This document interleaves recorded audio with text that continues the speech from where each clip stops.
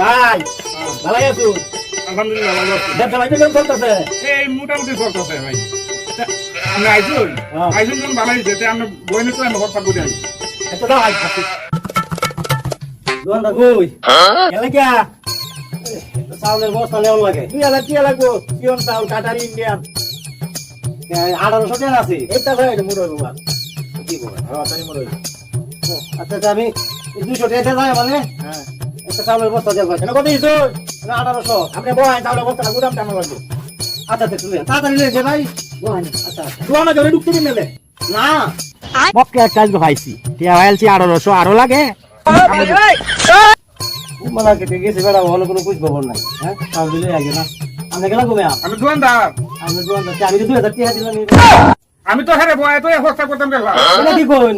কি সব বলাটা করছিস রে? আমার চাউলের বস্তা কি অবস্থা হইব?